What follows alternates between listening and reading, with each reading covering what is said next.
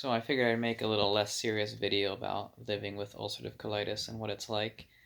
And basically, like if you can imagine like having diarrhea, but it's just doesn't go away after a couple of weeks. It's just like for as long as you're flaring, which in my case has been over a year now. So it's just been like over a year of having like uncontrollable diarrhea with blood in it, which honestly like surprisingly, I'm pretty fine with losing blood. Like sometimes I take iron supplements, although maybe it's affecting me more than I realize. I had some blood work done recently, and my levels of stuff were a little bit low. But anyway, so I guess it can make you a little bit tired. But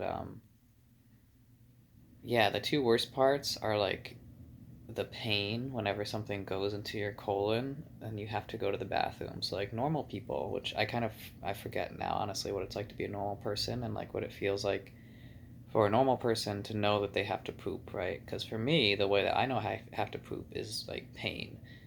It's kind of like when you have gas pains, when you have something like really gassy, and just like pooping is a painful ordeal, and that's just like what it's like for me. And you know, usually pooping like 10 to 20 times a day in small amounts that are usually diarrhea instead of, yeah.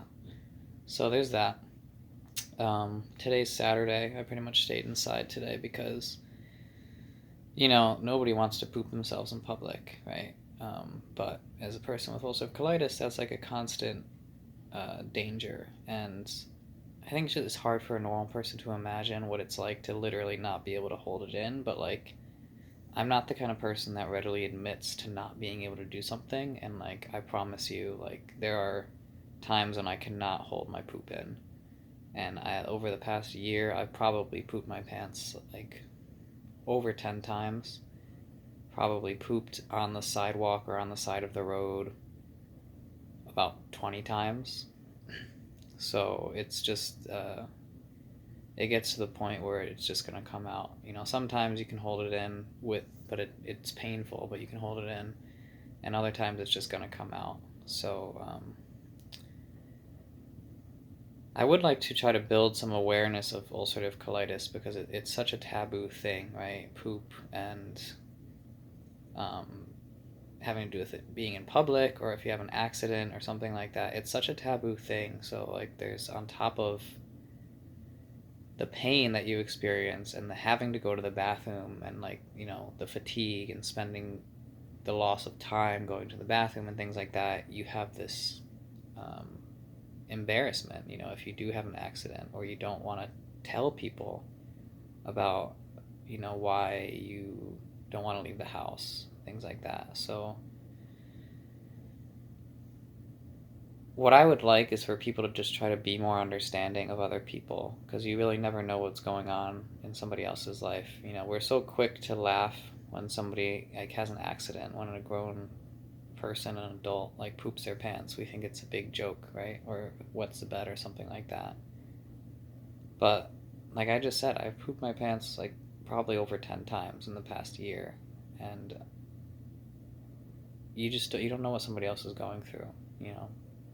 So we should really try to, I guess, put ourselves in somebody else's shoes more and be more accepting of what they're doing that might be different from what we're doing. So another example that comes to mind is like people smelling bad, right? People with body odor, we're always so quick to like shame people or laugh at them or move away from them if they look like a homeless person with body odor. But obviously, sometimes people don't have the chance to bathe. Maybe somebody doesn't have the mental capacity to know to do that themselves. And I understand there's like the concern for hygiene and cleanliness, to prevent the spread of diseases. But hey, at the end of the day, we weren't made to live in